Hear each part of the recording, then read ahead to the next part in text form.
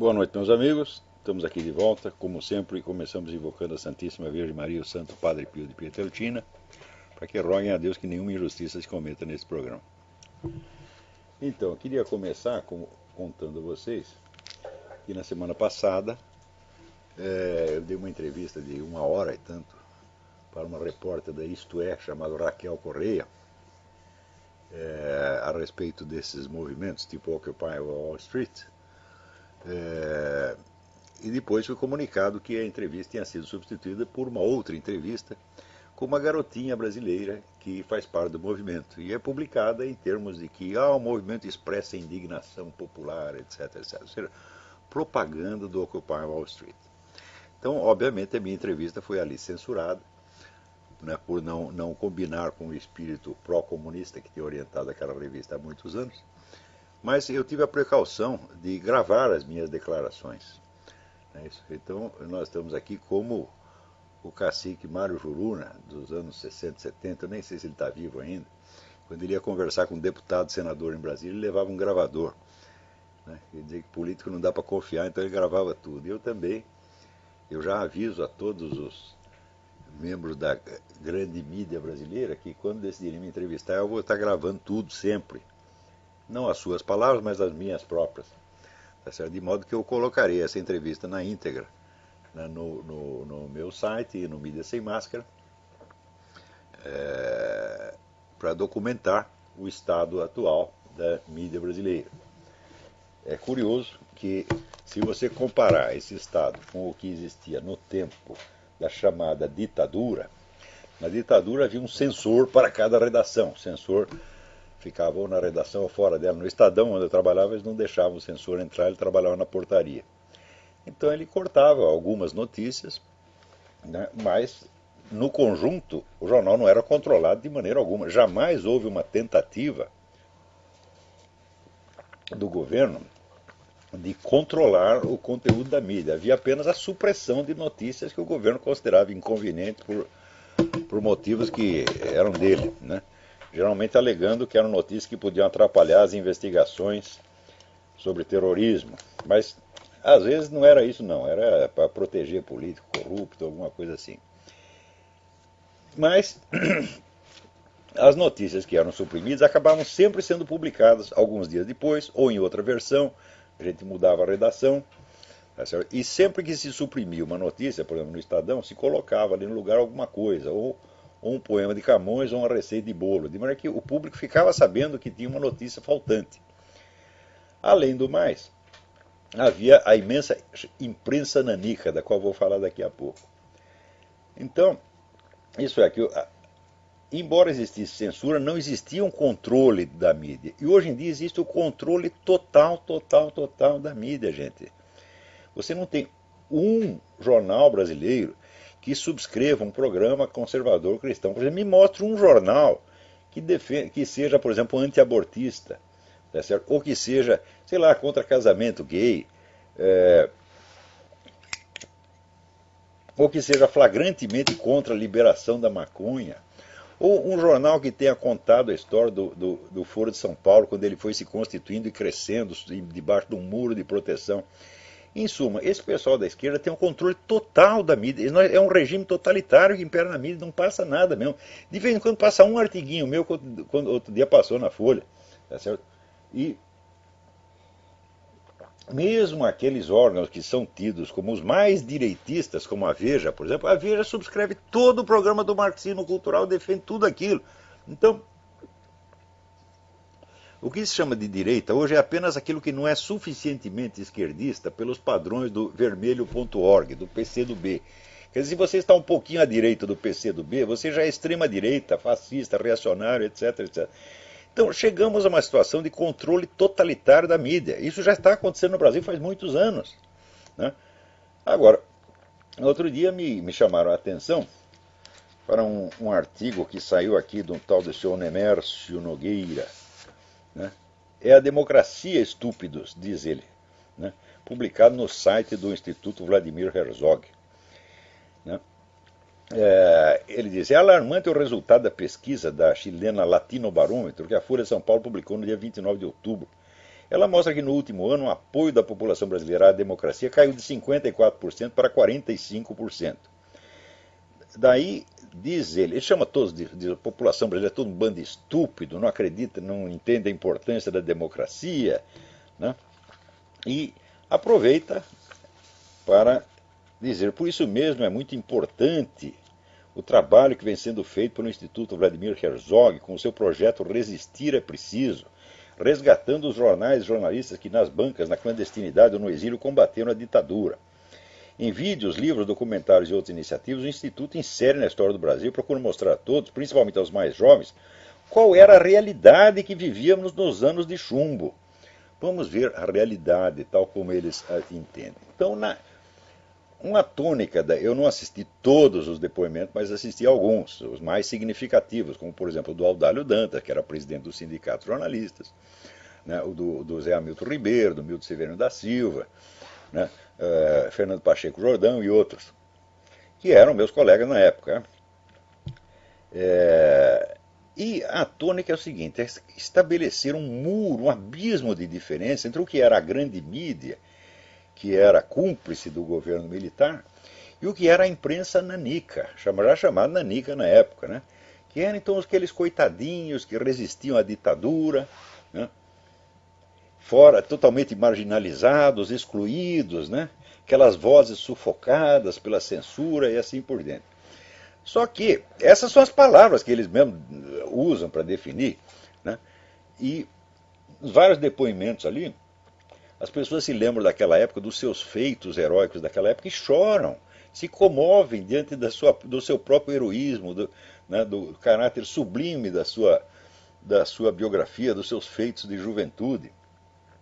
Só que é o seguinte, junto com este empreendimento, o Instituto Vladimir Herzog promoveu uma exposição que dá para vocês uma ideia aproximada do que foi a imprensa nanica sob o ponto de vista quantitativo. Então é o seguinte, só no exterior, essa gente publicou 112 jornais. 112 jornais circulando no exterior. No Brasil havia mais 110. Só que desses 110, eles também não contam nisso aí as publicações acadêmicas das universidades, que eram todas de esquerda. É isso. Eles não contam o cinema, o rádio, a TV, etc, etc. Em suma, ora, se formos contar só os jornais que eles puseram na lista, são 112 jornais. É verdade que nem todos duraram o tempo todo, tá certo? Alguns duravam 2 anos, 3 anos, depois acabavam, fundavam outro no dia seguinte. Eu me lembro, por exemplo, tem um colega meu do Jornal da Tarde, o Marcos Ferman, ele toda semana, né, criava um jornal novo. Mas olha, 222 jornais e revistas são um império de mídia, como jamais houve no Brasil. É uma coisa monstruosa, eu estou falando, sem contar as outras publicações, por exemplo, revistas acadêmicas, né? Se for contar a revista acadêmica, o negócio vai para 600, 700, tá certo? Então, que negócio de nanico é esse, porra? Vejam vocês, quantos jornais conservadores a direita consegue publicar hoje no Brasil? Nenhum único. Agora, essa semana, amanhã, vão lançar uma revista, né, católica, lá onde que é mesmo? É em Campina Grande, na Paraíba, né? Então, Campina Grande, na Paraíba, conseguiu fazer uma revista católica, tá certo? Veja, quando o Foro de São Paulo já completou 21 anos de existência. Então, olha, fazer uma revista é difícil, custa caro. Então, é um negócio de perguntar, como eles conseguiram dinheiro para fazer 222 publicações e ainda ficar chorando miséria? Ora, o dinheiro, claro, veio de várias fontes, tá certo? Porém, todas elas compunham aquela rede de relações, tá certo?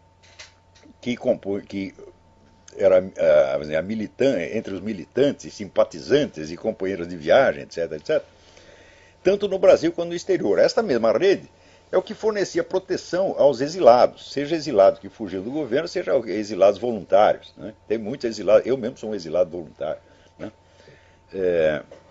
Hoje em dia no Brasil também tem muito exilado voluntário, só que ninguém faz reportagem a respeito deles. Então, esta imensa rede, ela se identificava inteiramente com o movimento comunista internacional. O conceito do ouro de Moscou não é válido, porque Moscou não era a única fonte, se bem que fosse uma delas. Tá certo? Que havia várias correntes dentro do movimento comunista. As correntes, às vezes, eram independentes umas das outras, até conflitantes, mas na hora do combate estavam todas unidas e todas colaborando. E, sobretudo, neste empreendimento da chamada imprensa alternativa, você vê lá o PCB, o PCdoB, a POLOP, né, a AP, todas essas organizações participaram disso. Então é esta rede que dava proteção e ajuda a essa gente. Tá certo? Então, ora, esta rede é a mesma que estava no poder nos países comunistas. Vários países comunistas deram apoio a isso. Cuba deu apoio, a Argélia deu apoio. Mas, então, enquanto eles estavam, entre aspas, lutando pela democracia no Brasil, o mesmo movimento que os apoiava, que dava sustentação aos seus projetos, o que estava fazendo pelo mundo? Você veja, a China matou 1 milhão de pessoas na Revolução Cultural, quer dizer, depois de já ter matado mais de 60 milhões, né? Durante a Revolução Cultural, que começa em 1966, quer dizer, 2 anos depois do nosso malfadado golpe militar, quando esta gente, tipo os nossos jornalistas de esquerda, estavam aí fugindo pelo mundo e fazendo jornais, sofrendo horrores em Paris, não é isso? E, eles estavam lá matando 1 milhão de pessoas a partir de 66. No Camboja mataram 2 milhões entre 1975 e 1979. Na Coreia do Norte mataram 1 milhão entre 1965 e 1987, quer dizer, um ano antes de terminar a nossa ditadura. Na Etiópia mataram 1 milhão entre 1977 e 1978. Então, este era o empreendimento que sustentava social, econômica e politicamente essa gente. Olha, nenhum deles disse nunca uma palavra contra isto. Algum deles disse uma palavra contra o movimento comunista internacional? Jamais. Agora, quando morria um esquerdista aqui, era um forrobodó, era um barulho. Tá certo? Eu me lembro, olha, eu não posso olhar essa época com total antipatia, porque eu participei desta coisa. Eu colaborei com vários jornais da imprensa nanica, e inclusive participei do episódio mais importante da história, que ali no série de depoimentos do Resistir é Preciso é bastante celebrado ali pelo Audálio Dantas, Hamilton Ribeiro, Fernando Pacheco Jordão e outros, que foi a edição do famoso número 4 do jornal Unidade do Sindicato Jornalista de São Paulo. Eu estava lá, eu ajudei a preparar e fechar a edição, que foi o jornal que denunciou, foi o primeiro a denunciar a morte do Vladimir Herzog, causando depois uma onda de protestos, né, no Brasil inteiro. Então, eu estava lá, participei disso. Então, a juventude desses caras foi a minha mesmo. Quer dizer, eu passei o risco que eles passaram, que também não foi grande, tá certo? Colaborei com eles durante todo esse tempo. Só tem uma diferença. Eu, quando cheguei à maturidade, eu fiz uma revisão crítica do que foi a minha vida. E eles não, eles continuam lambendo os seus mitos de juventude, as suas glórias de juventude. Eles são os velhinhos caquéticos vivendo de glórias de 40 anos atrás. Quer dizer, é uma coisa absolutamente nojenta. E, inclusive, o mais curioso é o seguinte, é que toda a tradição marxista, ela insiste que os acontecimentos históricos têm que ser narrados, em primeiro lugar, pela sua base econômico-social. Não se trata de falar de causas econômicas de tudo, mas pelo menos mostrar a base, quer dizer, os meios de ação, porque sem meios de ação não existe ação, e, evidentemente, a conquista dos meios de ação faz parte da própria ação. Então, se não sabemos de onde saiu o dinheiro, de onde saiu o recurso, de onde saiu a rede de relações sociais que possibilitou tal ou qual empreendimento, nada sabemos desse empreendimento. E o curioso é que justamente essas pessoas, esses 60 e tantos entrevistados, que são todas pessoas, uns são marxistas, ex-professor, como Zé Luiz Del Roio, né, do Quartim de Moraes e outros são, pelo menos, profundamente influenciados pelo pensamento marxista. Eles omitem completamente a questão da base econômica e social e falam só do aspecto sentimental e heróico dos seus empreendimentos. Por que fazem isso? Porque se você for ver a base econômica e social, você entende que era o movimento comunista internacional, com todo o seu poder, com toda a sua truculência, com toda a sua desonestidade, que os estava sustentando, meu Deus do céu. Eles montaram em cima deste sistema sem o qual eles não poderiam ter feito nada? Você acha que os sujeitos, pessoas contando apenas com seus próprios recursos, sem apoio de ninguém, conseguem fazer 222 publicações, quando a direita brasileira não consegue fazer nenhuma há 20 anos? Ora, eu sei que fazer jornal e revista custa caro, gente, não é brincadeira, tá certo? Mesmo que você tenha colaboradores gratuitos, por exemplo, hoje a gente, graças a Deus, tem internet, e você fazer um site praticamente às vezes não custa nada, não é isso? Você paga $30 por ano, né, para um provedor e você tem o seu espaço. Mas na época não tinha internet, era tudo impresso. Tá certo? Então eles não podem mostrar a base social e econômica do seu empreendimento, porque isso mostraria, primeiro, que a imprensa não era nanica, a imprensa alternativa não era nanica de maneira alguma, era monstruosa, gigantesca.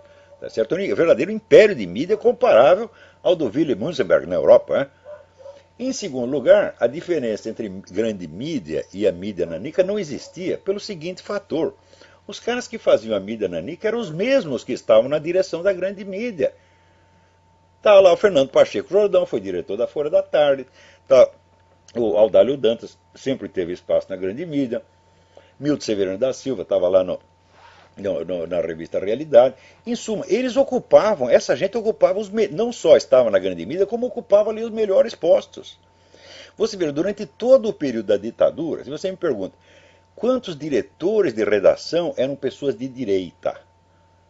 Durante o período da ditadura, eu só conheci 2, que aliás eram meus inimigos pessoais, chamavam Sérgio Paulo Freire e Antônio Ágio Júnior, que dirigiam a Folha da Tarde. A Folha da Tarde tinha sido dirigida por comunistas durante vários anos, e daí durante um período, o dono do jornal, Otávio Frias, né, pai do Otávio Frias Filho, para agradar um pouco o regime, colocou 2 camaradas muito chegados aos militares na direção do jornal, durante um ano mais ou menos. E o jornal que logo fechou, e que não era a edição vespertina da Folha, vendia, assim, quando vendia 20 mil exemplares, era uma festa, era um jornal absolutamente insignificante.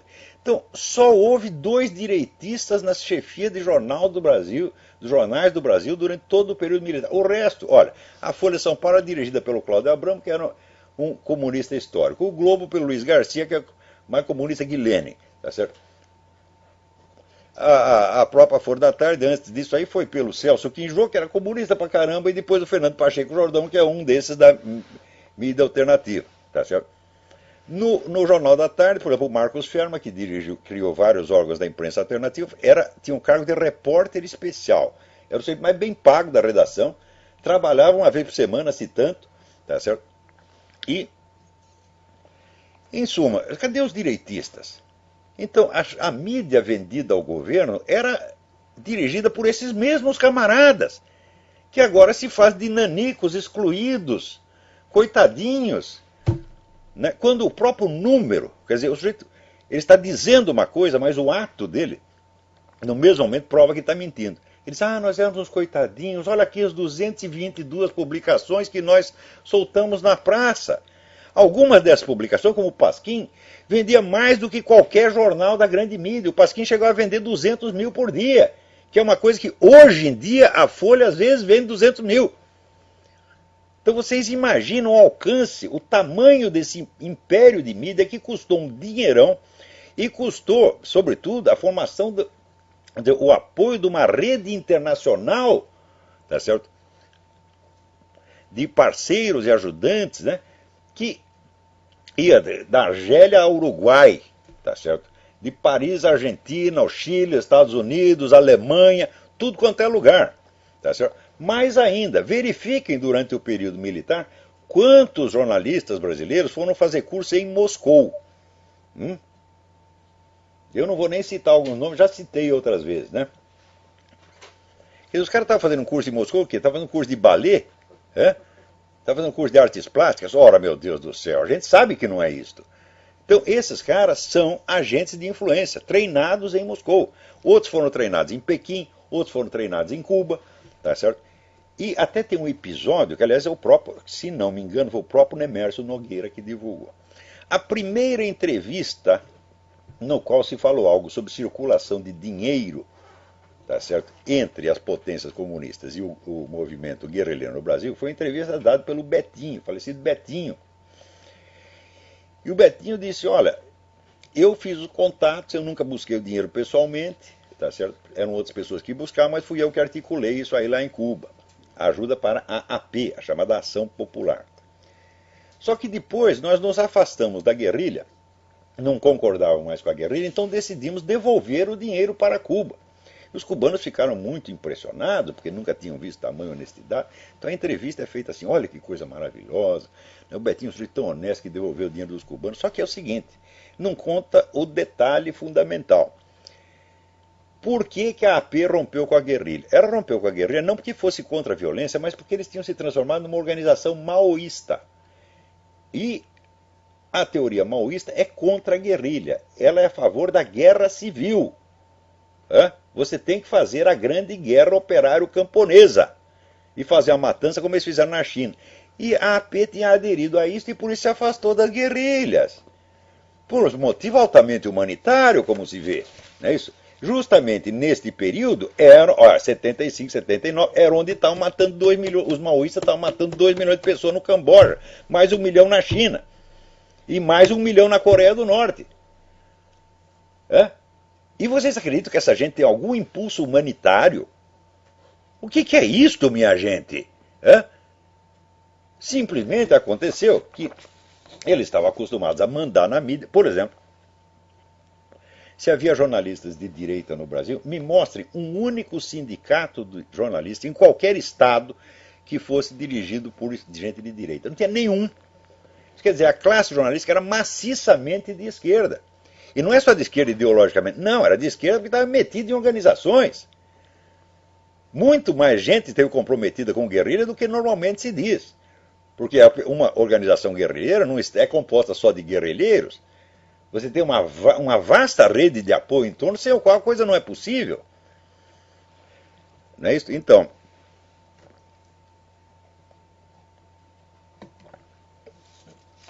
isso quer dizer que a história ali foi contada só pela sua superfície brilhante. Não foi contada na realidade material daquilo que a constituiu. Eu até estou escrevendo uma série de artigos sobre isso, para documentar a coisa melhor.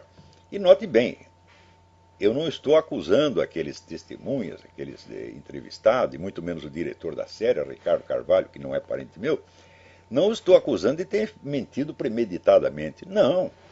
Eles contam a história, você vê pelos depoimentos, você vê que a espontaneidade do tom, a sinceridade das emoções é notória. O cara quando chora, chora. Parece o Paulo Moreira Leite, Paulo Moleira, lembrando da sua juventude e chorando, nós fizemos a coisa certa, olha como nós éramos lindos.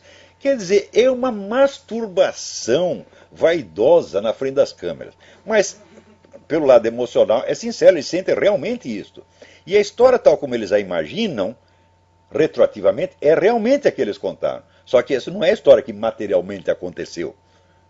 Que materialmente aconteceu foi o seguinte, um vasto império de mídia sustentado no movimento comunista internacional que ao mesmo tempo estava matando milhões de civis inocentes pelo mundo.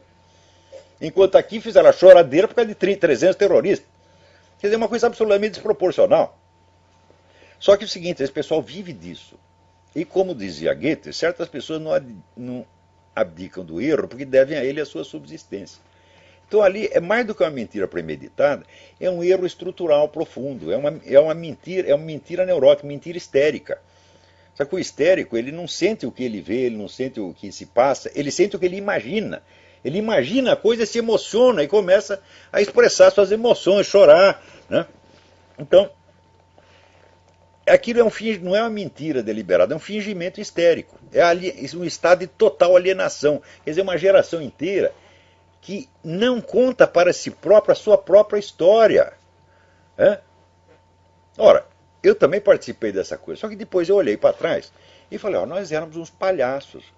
Tá certo? Por quê? Nós fazíamos, quando mataram o Herzog, nós fizemos um barulhão dos diabos. Tá certo? E enquanto isso, os parceiros do Herzog, membros do movimento comunista internacional, estavam matando milhões de pessoas em outros lugares e isso não nos dizia respeito. Nós ficamos perfeitamente inocentes.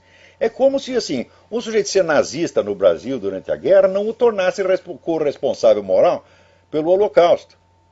Ele diz, eles estão fazendo Holocausto na Alemanha, eu estou aqui no Brasil, não tem nada a ver com isso. É assim que esses caras pensavam, porra. Quer dizer que matar chinês, matar coreano, matar cubano, pode. Agora, matar um jornalista brasileiro, isso aí é um escândalo mundial. Então, olha, eu varei noites ali no sindicato ajudando a preparar essa edição. Meu nome está lá no expediente. Aliás, até o Zé Hamilton Ribeiro, no Resistir é Preciso, começa a ler lá o expediente. Fulano, fulano, fulano. Quando chega no meu nome, ele para. Está lá o meu nome no expediente dessa edição, como de outras edições do Unidade, como também está no abaixo-assinado, denunciando o assassinato do Vladimir Herzog. Eu participei de tudo isso. Então eu podia também lamber a minha juventude, dizer, olha, que coisa maravilhosa. Eu, naquele momento, arriscando a minha pele, arriscando a minha reputação para denunciar o assassinato. Olha, não corremos risco nenhum, meu Deus do céu. Porque se esses caras conseguiram fazer 222 publicações, é porque o governo não fez nada para proibi-los. De vez em quando ia lá, vetava uma matéria, ou então prendia um editor de um semanário por 2 dias e depois mandava embora. Isso sem contar o dinheiro do próprio governo que circulava para eles, que foi contado para mim pelo próprio Enio Silveira, diretor da revista Civilização Brasileira e diretor da maior editora comunista do Brasil, que disse, olha, quer saber? A nossa editora durante aquele tempo vivia de dinheiro do governo. A situação apertava, às vezes quando eles me prendiam, me deixavam lá 24 horas, eu saía dali, tomava avião para Brasília, ia falar com o Golbery, pedir dinheiro, eles me davam. Também existe aquele artigo do Ricardo Vélez Rodrigues que conta como durante todo o período militar as verbas de pesquisa universitária só ia para a mão de esquerdista. Os direitistas eram completamente boicotados. Você vira, por exemplo, existia a revista católica Convívio em São Paulo. Até hoje, é uma revista de altíssimo nível. Até hoje, artigos publicados na revista Convívio não são aceitos como bibliografia acadêmica. Quer dizer, a discriminação dura até hoje. E ela vigorou durante todo o período militar. Quer dizer, esses caras que discriminavam os outros dentro das universidades, que eles dominavam, eles se fazem de coitadinhos. Eu me lembro, assim, já que eu falei estou falando de bases econômicas, eu me lembrei o livro mais famoso que um historiador, que um estudioso marxista de literatura escreveu no Brasil, foi o do Nelson Werneck Sodré, que se chama História da Literatura Brasileira, Seus Fundamentos Econômicos. Eu digo, mas então, se a história tem que ser escrita pelos fundamentos econômicos, pelo amor de Deus, esclareçam os fundamentos econômicos que permitiram 222 publicações. Mas não só econômicos, também a rede de proteções. Por exemplo, olha, eu quando cheguei aqui nos Estados Unidos não veio ninguém para me arrumar emprego, para me dar dinheiro, porque tem um filho da puta chamado, como é o nome do cara? Miguel do Rosário, que escreveu que eu vivo de dinheiro do Tea Party. Dinheiro do Tea Party vive a sua mãe, que fica rodando bolsinha lá, você tá entendendo? E você também, tá certo? Quer dizer, o que é isto? Dinheiro do Tea Party. Agora, quando eu falo disso aqui, olha, eu nunca recebi dinheiro de organização política nenhuma. Uma vez veio um cara do PFL me oferecer $5 mil para escrever uns artigos a favor do partido dele, mandei enfiar no cu. Agora, esta gente está acostumada. O próprio Instituto Vladimir Herzog vive do quê? Dinheiro do governo. Isso é dinheiro público que está sendo usado, não para contar a história, para documentar a história real, mas para uma geração de comunistas se autoglorificar e repassar essa versão mitológica, embelezada, sentimentalizada às próximas gerações, como se fosse um grande documento histórico. Curiosamente, ainda digo, não houve a intenção de mentir, houve a mentira estrutural, a mentira internalizada. Porque o Ricardo Carvalho, quando ele apresenta a série, os depoimentos foram todos muito emocionados. E ele parece pensar que o fato de depoimentos serem emocionados é prova da sua importância documental, quando é exatamente o contrário. Velhinhos, falando da sua bela juventude, eles tendem antes a idealizar sentimentalmente a coisa do que a contar os fatos pão, queijo, queijo. Tá certo? Então, por exemplo, naquela época tinha muita gente de dinheiro, como Fernando Gasparian, Walter Moreira Salles, que dava dinheiro para sustentar essa coisa, porque fazia parte da rede de companheiros de viagem do Partido Comunista, meu Deus do céu. Uma coisa que jamais foi investigada, vou contar para vocês. Em 1964, quando teve o golpe, fugiu do Brasil o principal amigo do presidente João Goulart, chamado Tião Maia. Tião Maia saiu do Brasil e se instalou na Austrália. quando chegou lá, ele já era a quarta maior fortuna da Austrália. E ele é dono de aproximadamente 1/16 do território australiano. Quando pergunto para ele, seu Tião, como é que o senhor conseguiu tudo isso? Ele disse, o Banco do Brasil foi uma mãe para mim. Então, para vocês terem ideia de como é que se faz as coisas nessa esfera. Né? Então, agora, os analistas da direita, eles só enxergam uma coisa. Quando sai dinheiro direto de um governo comunista para um bolso brasileiro, aí eles identificam. Mas e a rede inteira? Não conta? Quer dizer que se não sai dinheiro direto da KGB para o bolso de um comunista brasileiro, então não houve, né? Não tem base econômica o movimento comunista, saiu tudo do ar, né? Nasce espontaneamente, como um peido. Né? E ainda insisto, não é só base econômica, é apoio. Você chega num país estrangeiro, você precisa de ter algum lugar para morar, você precisa do emprego. Aqui até agora ninguém veio me oferecer emprego nenhum. Né? As relações que eu fiz aqui, eu não fui apresentado por ninguém do Brasil, não vim com carta de recomendação para ninguém. Né? Comecei a mandar uns artigos, mandava um artigo lá para o David Horowitz, mandava um artigo para o Joseph Farah, mandava um livro para esse, mandava... Então, criei lá uma rede de amigos, dos quais eu não obtenho um puto de um tostão, e nem oferta de emprego. Tá lá, e nem quero. Quer dizer, eu vivo do meu trabalho para o Brasil e vivo dos meus cursos.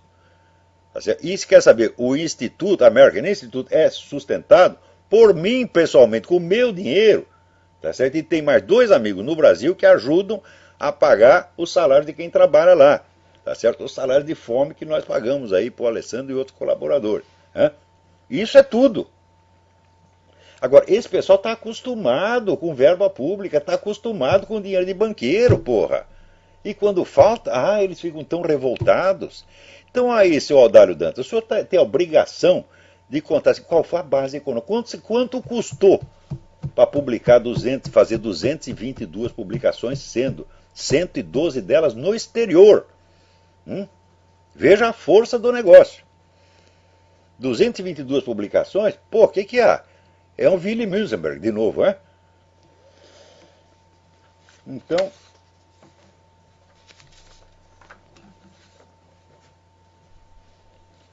olha aqui. Amanhã vai haver uma palestra do Nivaldo Cordeiro na livraria online do Seminário de Filosofia. Informações no www.mediasemmascara.org. O tema da conferência será a música do Apocalipse, Thomas Mann, das 20h30 às 21h30. Então não percam, com o Nivaldo Cordeiro sempre tem coisa interessante para dizer. Peraí, tem alguém na linha. Alô? Olavo? Eu? Quem é? Olavo, é André de Marília, São Paulo. André de Marília, tudo bem? Bem. Olavo, eu estava fazendo algumas considerações sobre a revolta lá da USP e eu queria saber se eu estou muito maluco ou não. O PT tinha um plano de ter 75% das prefeituras com mais de 50 mil habitantes, que pelo Estatuto do Desarmamento são as que têm direito de ter a Polícia Municipal armada. Isso não deu certo na última eleição. Tá? Será que essa tentativa de conseguir uma polícia dentro das universidades não é um jeito de tentar fazer isso novamente, ou seja, se armar outra vez? Olha, esse movimento já foi denunciado aí que tem dinheiro do governo no meio. Tá certo?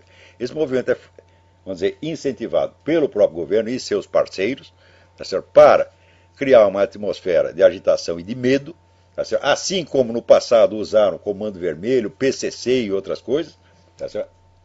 Manter a população assustada e impor um sistema cada vez mais autoritário. Mas acontece o seguinte, quando se fala em autoritarismo, aí tem uma dubiedade. Por exemplo, o Emerson Nogueira, ele critica a população brasileira porque 54% dos brasileiros preferem um regime mais autoritário, que ele confunde propositadamente com totalitário, filha da puta.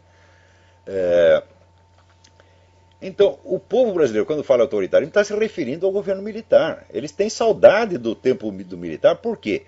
Porque na época, meu filho, havia 2.000 homicídios por ano, hoje tem 50. Hã? Na época, tá certo? Os estudantes brasileiros não tiravam os últimos lugares nos testes internacionais. Na época você tinha grande cultura no Brasil, e assim por diante. Né? E outra coisa, não tinha roubalheira. Você viu, num dos programas passados, eu contei para você como é que foi o fim da vida dos generais presidentes. Eles não tinham nada, entraram com nada e saíram com nada. Não roubavam de jeito nenhum. Então o povo tem saudade disso. É da decência, da ordem, da honestidade do governo. É disso que ele tem saudade. Tá certo? Agora, o tipo de regime autoritário que essa gente está criando, vamos dizer, é a corrupção institucionalizada. Tá certo? É o mensalão permanente. Todo mundo lá enchendo os bolsos de dinheiro. Eles sempre fizeram isso e sempre vão continuar fazendo. Acabei de contar a história do amigo do presidente João Goulart. No tempo do João Goulart já era assim. Quer dizer, sempre que eles chegam ao poder, o negócio é encher os bolsos de dinheiro e financiar tudo com o dinheiro do governo. Está aí. Então, acabei de falar do Instituto Vladimir Herzog, que é praticamente um órgão do governo. Está lá uma instituição sem fins lucrativos, etc., sem fins econômicos, sabe? Mas está lá gastando dinheiro do governo para fazer propaganda deles mesmo. Tá certo? E ainda pede doação. Agora, eu quando pus um banner pedindo doação na minha parte, 200 caras, tá pedindo esmola. O que é isso? Agora, o Instituto Vladimir Herzog tem dinheiro da Petrobras, tem dinheiro do Arquivo Nacional, tem dinheiro do Ministério não sei do que, e ainda põe lá um banner pedindo esmola. O que é isso, porra? Então, o que eles estão montando é um sistema de controle total. E isto não é só no Brasil, está acontecendo no mundo inteiro. Aqui nos Estados Unidos, todo dia tem um novo projeto que aumenta formidavelmente o poder do governo, o poder de intervenção do governo na sociedade, enquanto o pessoal do Occupy Wall Street está lá brigando pelo quê? Mais controle do governo sobre a sociedade. Quando você vai ver, da onde saiu o Occupy Wall Street? Saiu do George Soros. É uma montanha de dinheiro que esse homem pôs nesse movimento. Além do que, teve dinheiro que foi desviado de escolas oficiais, escolas públicas, para sustentar o Occupy Wall Street. Agora, eu contei isso na entrevista para aqueles filhos da puta da Isto É, e eles não publicaram por causa disso. Eles querem mostrar o lado estereotipado e sentimental da coisa. É a revolta popular. Fala, não tem povo lá. A minha menina aqui da entrevista, ela reconhece, só tem jovens de classe média lá, que se dizem estudantes. Fala, que é estudante o caralho. Né? Então, isso é tudo, gente. Ó, também ontem eu vi uma entrevista com dezenas e dezenas de militantes que estão lá no Occupy Wall Street, todos eles dizendo, o sindicato tal me pagou para eu ficar aqui. Não era um nem dois, era um monte de gente. Então, o Occupy Wall Street é pago por governo americano e pelos bilionários globalistas para justificar o aumento do poder do governo sobre a sociedade. E o que esse governo vai fazer com esse poder? Já falei outro dia da Agenda 21, né? Hoje chegou mais uma novidade, saiu no World Net Daily, declaração do Cass Sunstein, que é um dos principais assessores do Obama, e quer passar uma lei que permite ao governo retirar órgãos de pacientes que não estão mortos, estão apenas considerados moribundos em estado terminal, sem autorização da família e muito menos do coitado. Ou quer dizer, isto é um programa que vem da tal da filosofia transhumanista, que considera os seres humanos são apenas corpos, e esses corpos pertencem ao governo que pode fazer o que quiser com eles. É este o sistema que está sendo implantado, é uma coisa absolutamente monstruosa, macabra. Isso vai ser implantado no mundo inteiro, se não passar agora, vai passar daqui 2 ou 3 anos, porque esse pessoal jamais desiste. Eles têm dinheiro suficiente para poder esperar. Né? Então, é o que está sendo feito aqui, é a mesma coisa que está sendo feito no Brasil. Agora, enquanto isso, você vê qual é o retrato que aparece do Occupy Wall Street na mídia brasileira. É da revolta popular. Fala, mas não tem povo nenhum lá, meu Deus, o povo está no Tea Party. O Tea Party está cheio de trabalhador, mãe de família. Agora, lá só tem moleque de universidade pública que está estudando de graça à custa do trabalho dos outros, como no Brasil, esse filho da puta da USP, porra. Quer dizer, até quando nós vamos tolerar esse tipo de coisa? Né? Agora, enquanto aqui, o pessoal que podia representar uma oposição, o pessoal da Igreja Católica, qual que eles fazem? Pega lá a Rádio Canção Nova, né? E deram espaço lá para o pessoal do PT. Agora, não é só o pessoal do PT O pessoal está até esquecendo quem que eles chamam, Gilberto Carvalho. Gilberto Carvalho, gente, era o homem de ligação entre o governo brasileiro e o Foro de São Paulo. Gilberto Carvalho era diretor da revista América Livre, que era o órgão do Foro de São Paulo. Ou seja, estão botando o Foro de São Paulo dentro da Canção Nova, meu Deus do céu. E mesmo os caras que estão protestando contra isso, eu acho que não se tocaram. Não é só questão de você dar espaço numa rádio católica para gente que é abertamente anticatólica e comunista. Não. É para um homem poderoso que tenha lá o Foro de São Paulo na mão. Né? Agora, você veja, aqui andou circulando aí, e muita gente, até gente boa, repetiu, que o Obama tinha trabalhado para a CIA. Até que o meu amigo Cliff Kincaid, né, descobriu de onde veio essa história. Veio da Rússia, porra. Hã? Por quê? Porque tem a história daquele fulano que diz que em 1900, sei lá, 1900 antigamente, né, 10 anos antes de alguém ouvir falar de Barack Obama, ele foi informado na Rússia, e trabalhava lá, né, de que a elite russa, ali a KGB, estava preparando um sujeito chamado Barack não sei o quê, para ser um presidente dos Estados Unidos e trabalhar a favor deles desde dentro do sistema americano. Isso ele ouviu falar 10 anos atrás.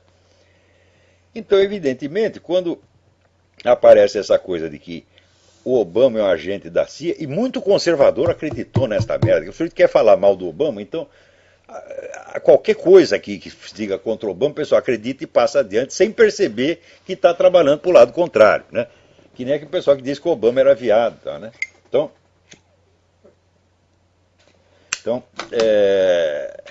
não é assim que se faz. Você tem que investigar a fonte, saber de onde vem, né? Então, a fonte é um tal de Wayne Madsen, que é um articulista do Russia Today, quer dizer, um órgão da mídia oficial soviética, russa, né? Então, agora, muita gente até no Claremont Institute acreditou, Claremont Foundation acreditou nessa coisa, repassou para dentro através do American Thinker, que é uma boa revista conservadora aqui dos Estados Unidos. Então, olha, quando você vê assim, a Rússia dizendo que o Obama é agente da CIA, é mais fácil acreditar que ele é agente da KGB, porra. Porque ele não fez nada em favor da CIA, mas fez muita coisa em favor da KGB. Né?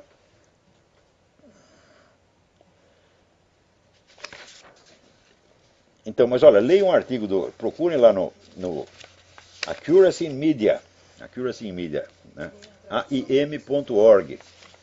Tem a tradução já no Mídia Sem Máscara. Desse artigo, já está no Mídia Sem Máscara a tradução.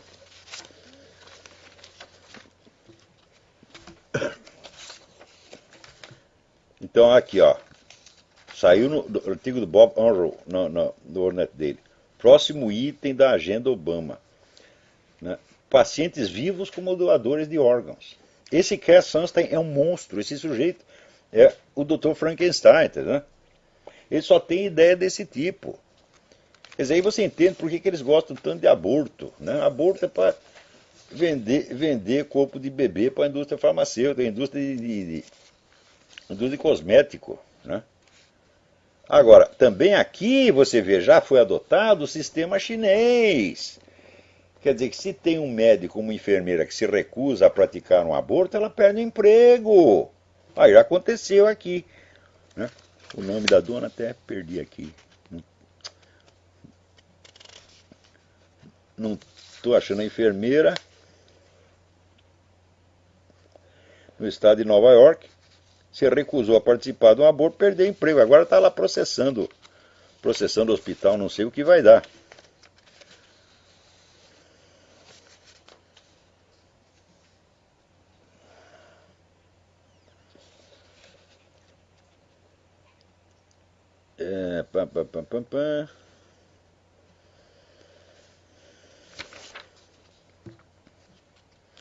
Aqui agradeço a carta do Luciano Antunes. Olá, você é um grande brasileiro. Quero parabenizá-lo pelo serviço prestado à sociedade.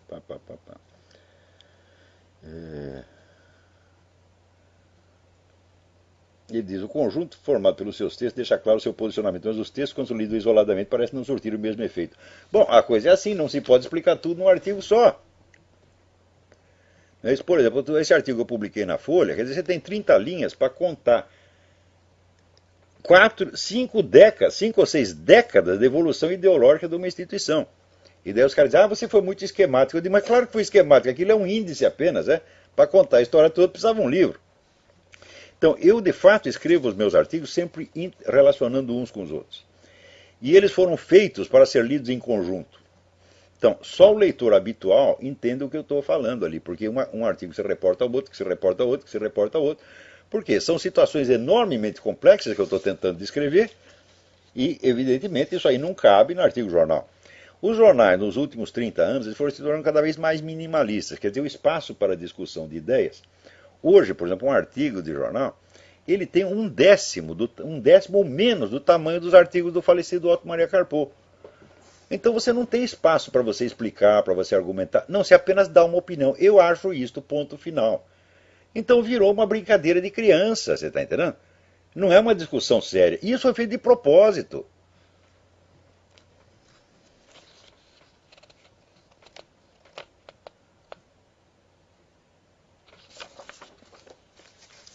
Olha aqui, alguém me manda uma fotografia de cristãos queimados vivos na Nigéria. Os caras estão matando cristão a rodo aí no mundo. Você ouviu algum desses caras da mídia brasileira reclamar contra isso? Não, eles acham lindo isso aí, está entendendo? O que não pode é matar a gente deles, porque eles pertencem a uma outra espécie humana, eles são uma raça superior, você está entendendo? Você quando arruma uma carteirinha do PT ou do PCdoB, você se integra nos bons, você agora faz parte dos bons, e nós somos os maus. Então os bons podem matar os maus a rodos, está entendendo? É curioso que um desses filhos das putas que escreve a meu respeito, ele diz, militante de direita. Militante de que organização, ô filha da puta? Hã? Quer dizer, o militante sou eu. Agora, quando ele vai falar do Quartinho de Moraes, que é, evidentemente, um militante profissional, tá certo? Do PCdoB há muitos anos. Ah, não, o filósofo Quartinho de Moraes. Ah, filósofo é a puta que eu pariu. Agora, diz que finalmente o Centro Acadêmico 11 de Agosto saiu da mão da esquerda. E digo, olha, é uma notícia auspiciosa. Porém, não adianta nada você ganhar uma eleição, porque os caras voltam. A não ser que você aproveite a sua presença ali numa situação mais favorecida, para você destruir a fama dos caras para sempre, contar tudo o que eles fizeram. Você veja, o governo militar não fez uma única campanha anticomunista durante 20 anos. Ele falava contra a guerrilha, contra a violência. Não fez campanha anticomunista de jeito nenhum, quando tinha obrigação de fazer. Eles tiveram 20 anos para esclarecer a população brasileira quem são esses caras, porra. Né? Dizem, olha, eles estão aí chorando por causa de do cara que sofreu tortura, mas eles mesmo mataram milhões e milhões de pessoas pelo mundo. E esses mesmo que estão chorando vivem do apoio do movimento comunista internacional. Né? Então, o governo não fez isso, não quis fazer. Né? Por quê? Porque tinha aqueles escrúpulos burgueses idiotas. Né? O Marechal Castelo Branco via com horror a perspectiva de criar um novo DIP. DIP é o Departamento de Imprensa e Propaganda do Getúlio Vargas. Ele tinha obrigação de criar um DIP, porra. Porque esses caras, eles estão lá, no dia seguinte eles criam um DIP. Um DIP para mentir, tá certo? Para esconder os crimes deles. Agora, aqui também a coisa está mal parada, porque você veja, o secretário da Defesa aqui, Leão Panetta, o currículo do cara é de um homem da KGB. Ele só ajudou comunista a sua vida inteira. E agora o cara tem... Veja, está na posição como se fosse um comandante supremo das Forças Armadas. Os milicos tudo tem que obedecer ele. Quer dizer, primeiro botar esse cara na CIA. Mas você abre os arquivos da CIA para um agente comunista. E depois dá o Ministério da Defesa para ele. Existe alguma dúvida de que o governo Obama trabalha contra os Estados Unidos? Não tem mais dúvida nenhuma, porra.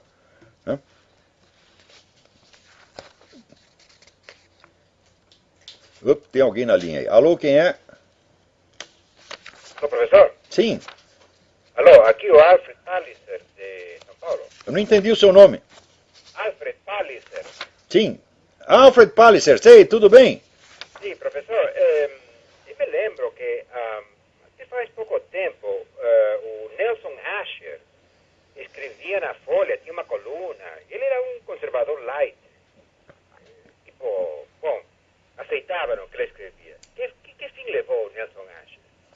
Ah, provavelmente deram-lhe um pé na bunda. O Nelson Asher, para o critério vigente, já é extrema-direita, é? Não pode ter. Pois se eles consideram o Reinaldo Azevedo extrema-direita, eu extrema-direita, falo, bom. Então, Você sabe se continua escrevendo em algum lugar? eu acho que não. Eu não tenho visto o artigo dele há muito tempo. Aliás, é uma boa pergunta que você está fazendo. Quem souber de onde foi parar o Nelson Asher, por favor, nos informe. Eu já tive meus arranca-rabo com o Nelson Asher, mas ele estava escrevendo coisa muito boa na Folha. Muito bem. Bom, então, muito obrigado. Obrigado. Fica aí a pergunta para quem souber a resposta. Agora aqui. Não. Olha que maravilha. Relacionamento a três é reconhecido por juiz como união estável. Aqui. Juiz Oswaldo Nepomuceno Brito, da 13ª Vara de Família do Fórum Central do Rio de Janeiro. Né? Então, um homem com duas mulheres. Eu disse para vocês que isso ia acontecer. A partir da hora que você aceita casamento entre dois homens, por que não entre 3 homens, ou 4 mulheres, ou 16 homens, tá certo? Isto vai acontecer. Isso é a total dissolução do direito de família. Prestem bem atenção. E foi feito para isso, não foi feito para proteger gay, não. Né? Então já está acontecendo. Né? Então, eu recomendo muito para vocês esse artigo da Ann Coulter, que nós traduzimos no Mídia Sem Máscara, onde ela conta a origem dessa história, né, dessas histórias que apareceram de abuso sexual, de assédio sexual supostamente praticado pelo Herman Cain. Olha, o Herman Cain me decepcionou muito essa semana ao mostrar que ele não entende merda nenhuma de política internacional. Ele é que nem o Ron Paul, só entende de economia. Quando chega a política internacional, só sai besteira. Ele nem sabia direito o que estava acontecendo na Líbia. Então, já se desqualificou como candidato, favorecendo imediatamente, né, o Gingrich, que não é tão mal assim, como dizer, um conservador light, e o Mitt Romney, que é um homem assim, que nem o Zé Dirceu, tem 2 narizes, 4 orelhas, assim por diante. Né?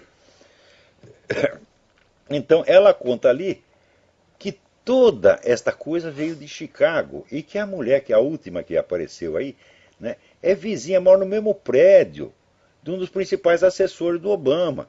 E toda a coisa vem de Chicago, que é um lugar onde o Herman Cain jamais morou em Chicago, nem trabalhou em Chicago, porra. E Chicago, nós sabemos, é o reino do Barack Obama. Então aí, não é porque o cara não entende política internacional que nós vamos legitimar essa tentativa de sujar a reputação dele indevidamente. Né? Então, olha aqui, o Paulo André me pergunta, gostaria que o senhor comentasse a respeito da atitude dos alunos da USP, dos cursos de História, Filosofia e afins, que nos proporcionaram um espetáculo antidemocracia e baderna. Falei, bom, mas eles estão, é isso que eles aprendem lá. Você acha que esse pessoal ensina filosofia lá, porra? Pô, passou o tempo que tinha filósofos na USP, meu Deus do céu. Eles estão lá, eles vão ensinar militância e somente isto. Quer dizer, o aparato universitário brasileiro se transformou em apenas instrumento de formação de militante, para fazer exatamente o que eles estão fazendo na USP, porra. Quer dizer, como é que o pessoal quer a causa e não quer o efeito? Se você deixa um quartinho de Moraes, tá certo? Ser chefe de departamento, ser diretor de uma faculdade de filosofia, meu filho, o que vai sair? É só isto, porra. Quer dizer, ele não é da USP, ele é da Unicamp, mas é a mesma coisa, né? Então, o seu quartinho de Moraes, né? Ele assim como não foi, jamais foi um homem bastante para me enfrentar cara a cara no jornalismo. Quando eu escrevi coisa contra ele, ele podia ter usado direito de resposta e respondido com um artigo. Preferiu ficar agachadinho atrás de 5.000 protetores, porra!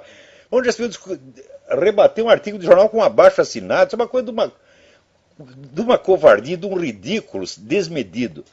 Assim como ele na época não foi homem suficiente para me enfrentar, agora também não é. Porque essa derrota dele que ele sofreu aí na justiça, ele está lá quietinho. Enquanto isso, os cupincha dele no vermelho.org estão falando horrores aí a meu respeito. Então, ô Quartim, seja homem, caralho. Hã? Se você quiser, eu pago uma passagem, prometo, pago uma passagem para você vir aqui, para eu dizer na sua cara, olha, eu escrevi uma coisa errada a seu respeito, mas escrevi porque me baseei no que você disse. Você mentiu, você enganou todo mundo e enganou a mim também. Quer dizer, você mente e depois acusa de caluniador quem acreditou na sua mentira. Tu é um sem vergonha, tu é um vigarista, é isso que você é. Eu pago uma passagem para você vir aqui. Eu vou falar isso na sua cara. Tá certo? Mas tu não é homem para falar comigo, não.